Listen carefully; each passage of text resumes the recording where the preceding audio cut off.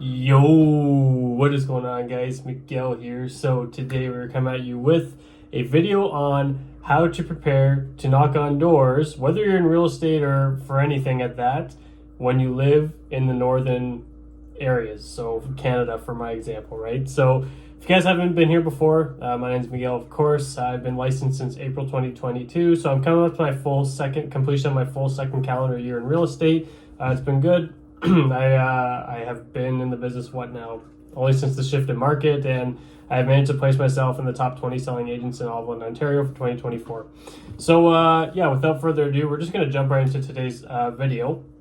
Now, just to clear the air a little bit, if I understand that there's going to be some people who maybe watch my videos or who are watching this video and this isn't going to be of much value to you because it doesn't snow where you are, right? If you're more southern areas like California, Florida, stuff like that, it's really not going to be of value for you. At the same time, if you are someone who's going to be living in similar areas of myself, where it does tend to snow in the winter times, or maybe all year round at that, then this is going to be a very valuable video for you, okay? So there's two sides of the coin. So there's going to be three specific topics we're going to touch on today.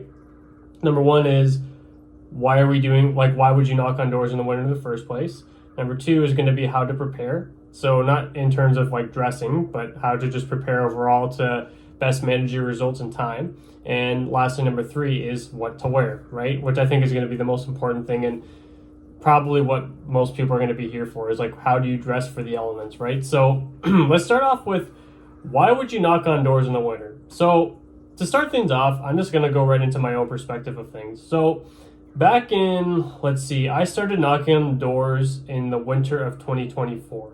Okay, or basically it would have been December, right? December of 2023, because I did my business planning and then I had a chat with my coach saying, you know what, door knocking's been really effective for me and I don't want to be using the mojo dialer just randomly calling neighborhoods because I find it's an absolute waste of time and I need to find ways to be a little bit more efficient or effective, because my mindset before was, I don't want to be going outside knocking on doors. It's too cold. People aren't going to want to open their doors, stuff like that, right? And I was just like, I'm not doing that in the winter.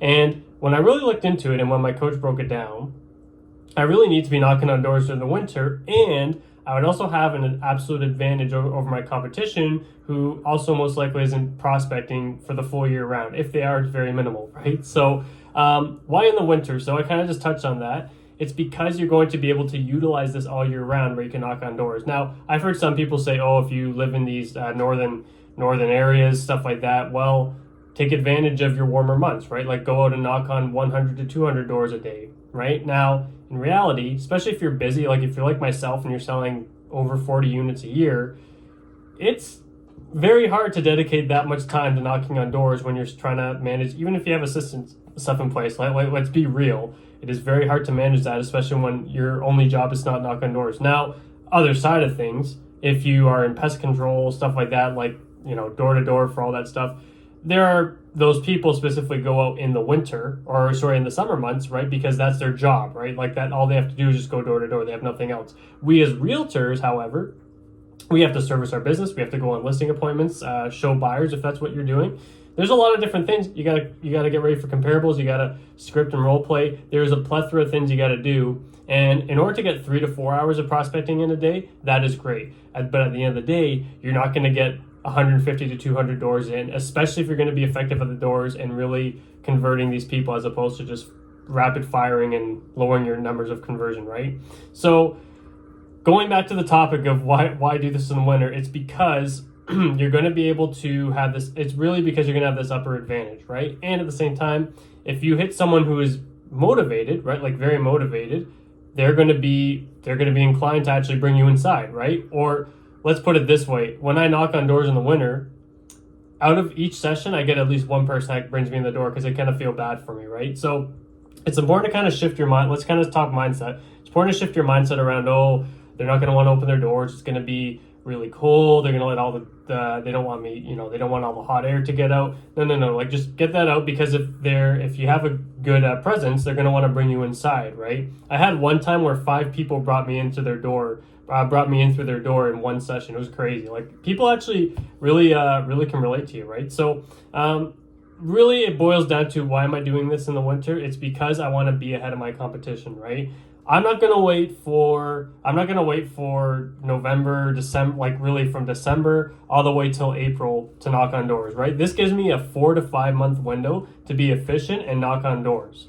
Okay, this, like, I get a 4 to 5 months advantage on my contacts, right? As opposed to using Mojo Dial, where I can just randomly call a neighborhood. Now, if you're in the States, I'm not in the States, right? I can't dial expired listings. But if you're in the States, go ahead, go dial expired listings if you want. It's whatever you want to do. But if you're really committed to knocking on doors, I'm telling you, doing it in the winter is going to do you an absolute deed in your service, if that even makes sense. So, again, to summarize it, why are we doing this in the winter? Ultimately, it's because we want to be more efficient than our competition, and we want to use that extra 4 to 5 months to get contacts in and not take a break, okay? If that makes any sense, which I hope it does. So number 2, we're going to touch on how do you prepare, okay? So in terms of preparing, we're not going to talk about like what you're wearing, because that'll be the next topic we're going to go on. But preparation, right?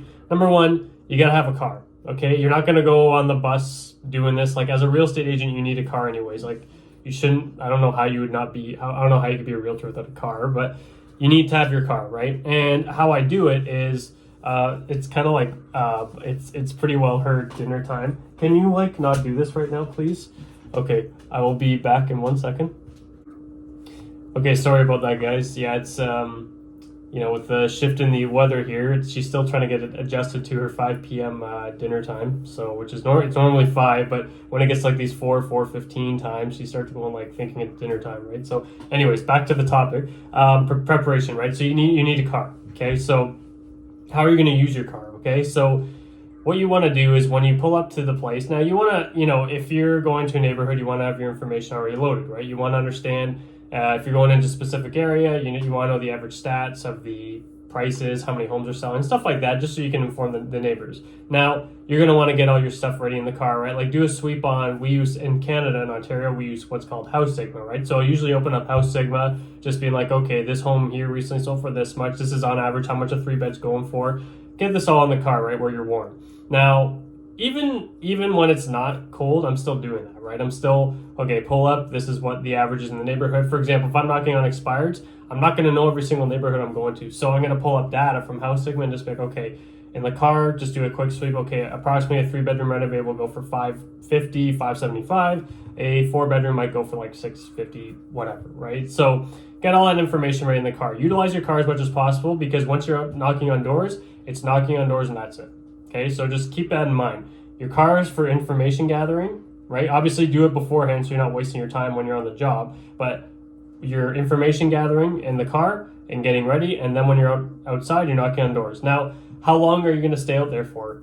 Depending, if you're going to your farm area, you could stay out there for straight 3 hours. You could definitely do it, but I don't really recommend it. So what I'd recommend is you stay out for about an hour and then go into your car for like 5-10 minutes, right? Just kind of warm up a little bit. Now, again, it depends. If I'm going door knocking around expireds, I'm usually just 30 minutes on the street anyway, sometimes an hour. So I automatically abide by that rule if I'm knocking expireds. Now, if I'm going to a farm area where I'm trying to do like a just listed, just sold, I'm going to try to spend 2 to 3 hours, and I'm just going to try to keep out there all day long. Not all day long, sorry, all for that 2 to 3 hours, right? Probably not all day long. It's not going to happen in the winter. But the point is, try at minimum, try to leverage a 1 hour, or after 1 hour, go into your car for about a 5-10 minute break just to warm up a little bit, right? So maybe even 15 minutes if you want to break it up. Maybe stay out for an hour and a half and stay in your car for 15 minutes. Go grab a coffee or something, right? But use your car as a tool to, number 1, information gather, and number 2, just stay warm, okay? So the other side of that too is, in terms of like tracking your numbers, I use an app, right? If you've ever watched my videos on Doorknocking, I use what's called Harvest, right? So if you want a good free app to track your numbers, track your farm area, stuff like that, it's called Harvest, okay? Now, what you're gonna do is, let's say it's not really snowing that much, right? Or if it's not snowing, it's just cold. You use your app, right? Simple said and done. Now, what happens if it's really snowing, or if it's like wet snow and your screen is just gonna get filled with snow? You don't want to use your phone, right? You're going to want to put your phone away. What you are going to want to use is this. So you're going to keep this in your pocket. Something like this, like a solid notepad that you can just stick in your coat pocket, right? So you keep this in your coat pocket, in your side pocket, your whatever they're called, the hand pouch, whatever, and you just have a pen, right? So if you need to take someone's information down, you just go like, okay, blah blah blah, because you can use your gloves and stuff, right? Because you're just writing. Okay, so you're going to use this because even if it gets wet, you can still read it, right? Now, if you're using a phone, you cannot use a phone if it gets wet, right? So this is what's helped me. I use one of these pads with like a solid back, right? Just so that you can write on something really quick, get someone's information, go from there. Now, what you're going to do is, let's say you're on a street, right? You're out for an hour. You're trying to like, okay, so this person wasn't home. Okay, 59 Tanner Drive, not home. Next, right? That way, when you go back to your car, you can, after that hour or whatever, or if you're just on the street doing 30-minute intervals, you can go back to your car and use 5 minutes of your time to just open up Harvest and then load it on the map and then go to where you were knocking and load all those house informations in. That way, you're not getting your phone wet and you're being as efficient as possible, okay? So that's really the preparation part, right? In terms of getting right in the car, information gathering, stuff like that. Now, again, general rule of thumb, if you're going into a neighborhood, just try to get it, or if you're hunting expireds, get all that information beforehand so you're not wasting time in your car, but you're still going to need to information gather and you're going to use that in your car, right? So basically, when you're out door knocking, it's door knocking and that's it.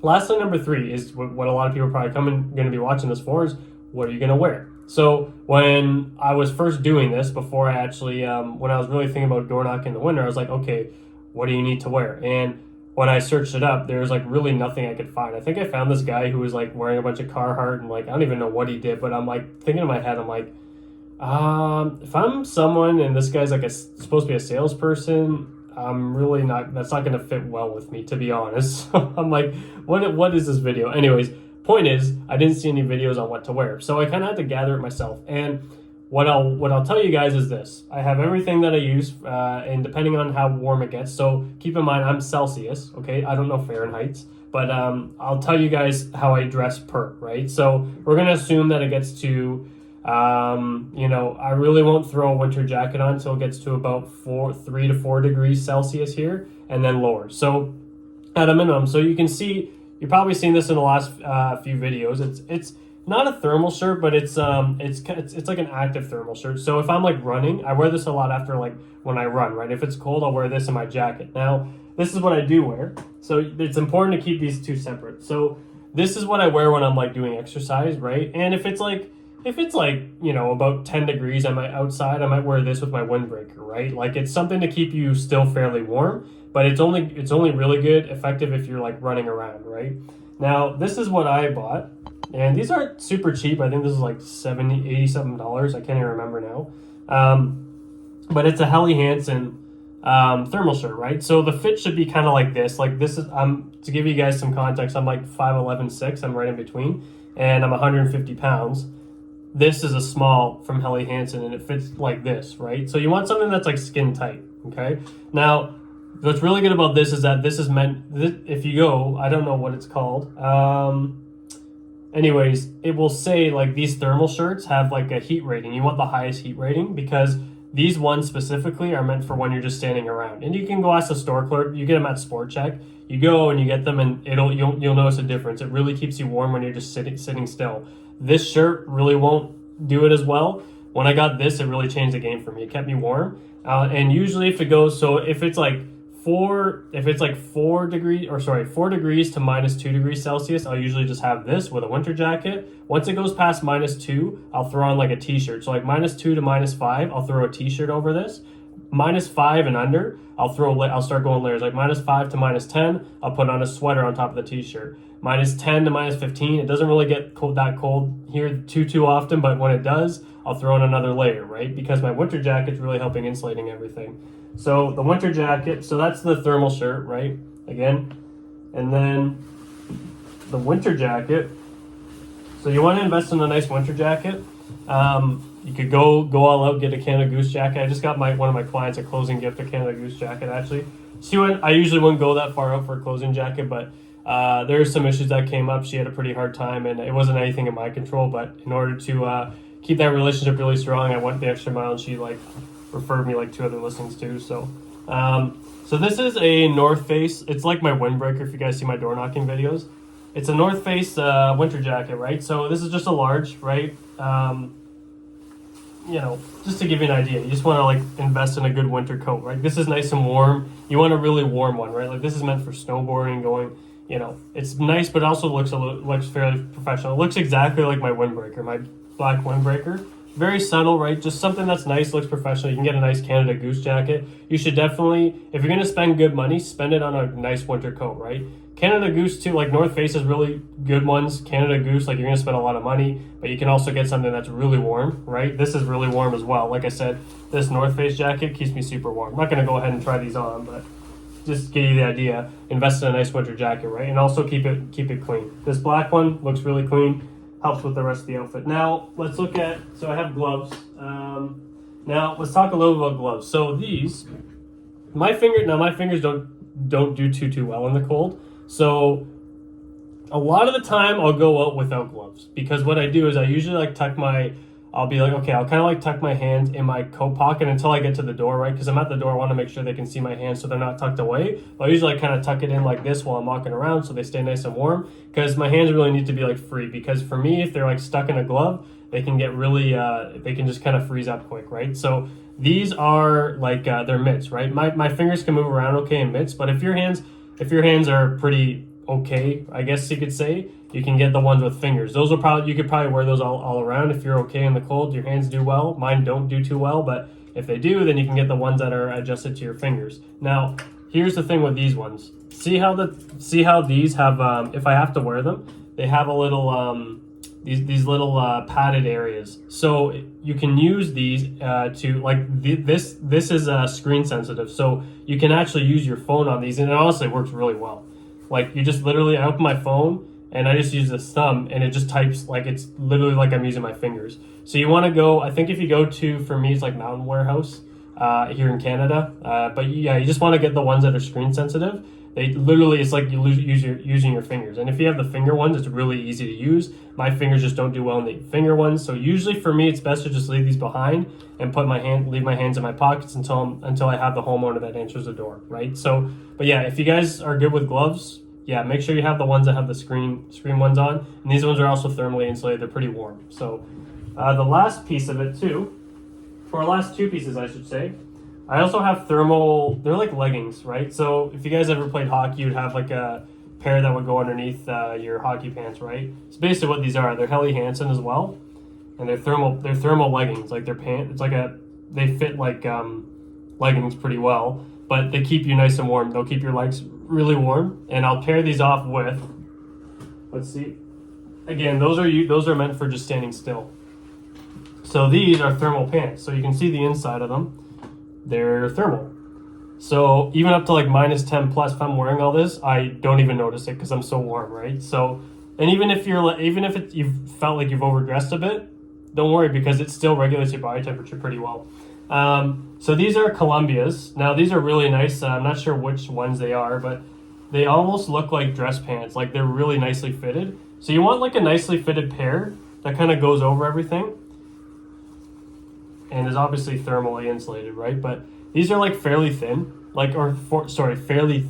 fairly slim, and they look professional. Like I could wear these to like almost a listing appointment because they literally look like dress pants on me, right? They're just nicely fitted. So they're from Columbia. I forget what they're called, but like the model of them. But again, just get some nice thermal pants that look professional. Now the last thing I'm gonna say, because I recently ripped mine, you want a nice pair of boots, right? So in terms of like boots, you can actually go and wear to a listing appointment, right? Because what I would do is, now if there's like no snow, you could probably get away with a nice pair of sneakers and get some thermally insulated socks, because I also have thermally insulated socks. That is very hard to say. Thermally insulated socks. You can go buy a pair of thermally insulated socks from Sport Check as well. I forgot to bring those in, but yeah, I don't typically wear them too often, but if it's anywhere usually past -5, I'll throw them on. The thermally insulated socks will go well with a nice pair of boots. So for boots, you want something that's like professional, right? You could get like, but you also want something that's not like, I'll give you an example. I wore Tim's for the first little bit and they were really freezing my feet, right? Because you want something where your feet can move around. So I ripped them before the end of the winter season this year, but they were these, you may have seen them around. They're a North Face boot that they kind of look like a Michelin Man. Like, I don't even know, but they're also nice. A lot of people were wearing them, and they were so warm, like so cozy warm. But you can get like a nice pair of like Uggs. You go, again, Canada Goose, you'll pay a little bit more, but they have some nice classy looking ones. You want something that's going to keep you warm, keep your feet nice and cozy, but also looks fairly professional, right? Like something you could wear like to even like showings and listing appointments, right? So invest in a nice pair of boots as well. Again, thermal socks, it's up to you if you want. I personally don't wear them too often. I rarely wore them last year, but if it gets really cold, you can just top everything off and you'll do well with thermal socks. But a nice thin pair of socks will do well too, right? But you definitely want to invest in a nice pair of boots. I'm actually going out this weekend to go buy a new pair of boots because, again, I ripped mine. I was out walking and I hit a stick that I didn't see and it literally just tore them right apart. I was like, oh man. So probably not going to go the North Face ones again, but again, you just want something that is going to keep you really warm, and then B, like your feet really warm, and B, also looks professional. Something you can wear, keep in mind, something you can wear that a client will appreciate if you're wearing it at like a showing or a show up at a listing appointment, right? So that's it for this video, guys. Just make sure you invest in some really good winter tire if you're going to go door knocking. Stay warm, and again, have that mindset that by doing this, you get an extra 5 months ahead of your competition, who is most likely only just doing open houses right now, right? So I hope this helps. It was a little bit of a longer video, but I felt like it was worthwhile to do so. If you guys have any questions, leave them in the comments, and we'll see you in the next one. Peace.